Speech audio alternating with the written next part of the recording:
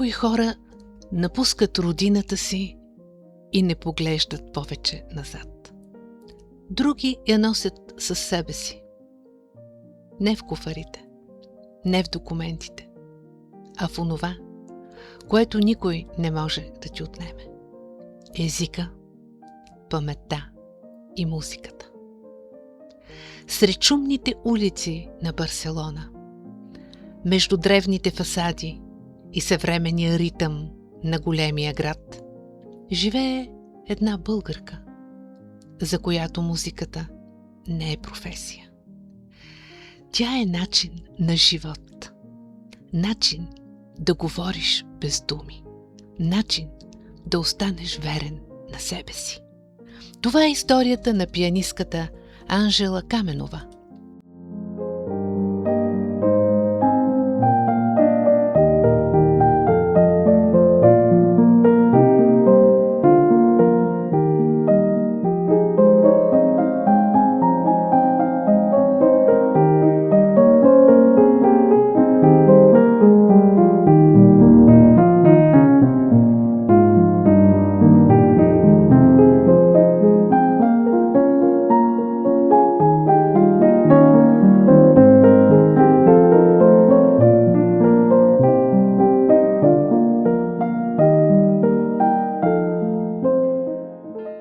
Всеки музикант има своя първи тон, своя първи учител, първото пияно, първата сцена. За Анжела този път започва в България. Страна с богата музикална традиция, в която поколения преподаватели изграждат изпълнители, познати по целия свят. Още тогава музиката се превръща в естествена част от живота й, не като задължение, не като професия, а като необходимост. Години на учене, безброй часове упражнения, безкрайно търсене на красотата в звука. Всичко това постепенно изгражда музиканта, който по-късно ще намери своето място далеч от България. Започнах да свиря много малка, мисля, че бях на 7 години. От Северозападна България съм, от Монтана конкретно. И в нашия град тогава странно беше, ако някой не свиреше на някакъв инструмент, или не пееше в хора, или не ходеше на танцов състав. Беше странно нещо. Тоест аз в нашия клас, може би няколко човека само не свиреха и не бяха в музикалната школа. Аз започнах с пиано. Може би, защото майка ми тогава ме записа, но след това ми харесвах една много млада учителка, с която след това станахме много добри приятелки, и това също много ми повлия, защото тя току-що беше завършила Пловдивската консерватория. И след това продължих в музикалното училище в Плевен. Бях няколко години, тогава имаше районно разпределение в България. След това се прехвърлих в музикалното училище в София и завърших консерваторията. И предпоследната година много ми харесваше да свиря орган като втори инструмент. Винаги с класическо пиано съм се занимавала, това да. И тогава започнах с Нева Кръстева, една много добра преподавателка от Националната академия.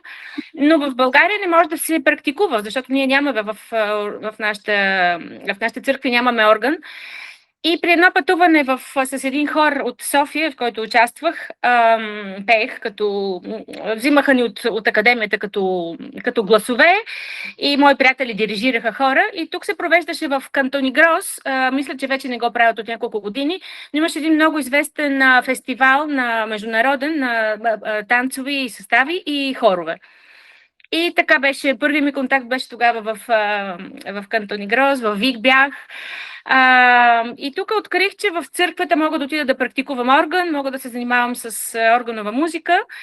И тогава реших да дойда в Барселона, ако мога да направя магистратура по орган. И така. Животът понякога поставя човека пред избор.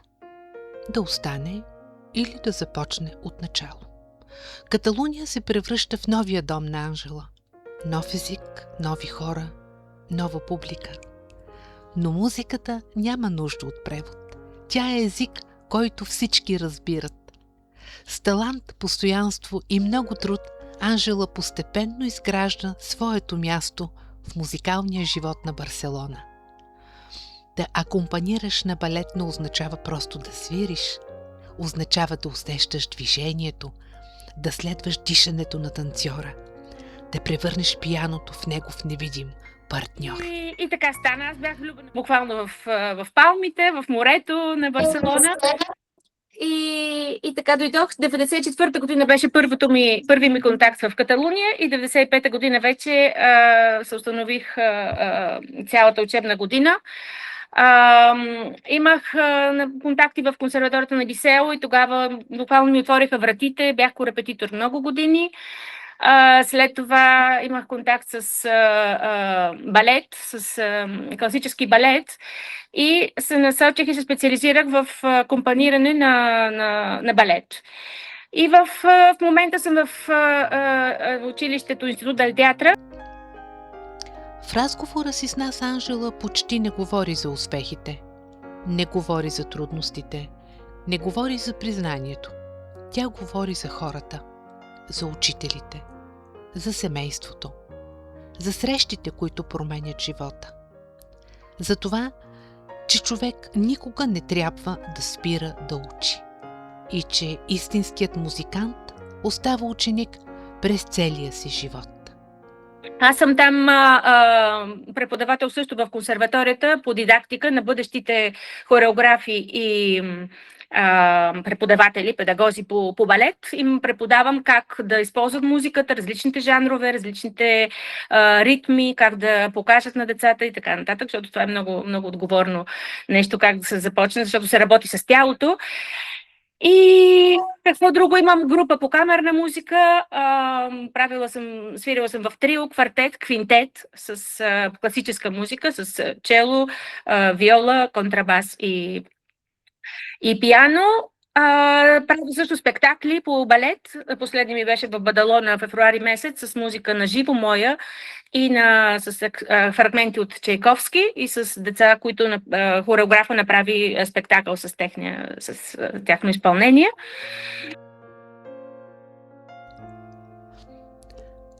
Да живееш далеч от България не означава да я напуснеш. Понякога разстоянието прави връзката още по-силна. Всеки български музикант в чужбина носи частица от културата на страната си. Без лозунги, без показност, само чрез своята работа. Всеки концерт, всяка репетиция, всеки ученик.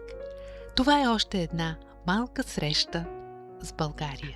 Няма невъзможни неща, няма граници и трябва да се бори. Трябва много дисциплина, трябва много упорство, разбира се, много труд, много часове самостоятелна работа, много години за подготовка, за да се стигне до това ниво. Но след това пък резултатът е великолепен. Аз обожавам професията си, не бих я сменила никога. И правя това, което ми харесва и мисля, че това е най-голямото щастие в живота. Човек да намери да се занимава и с професията, която обича, а не по задължение.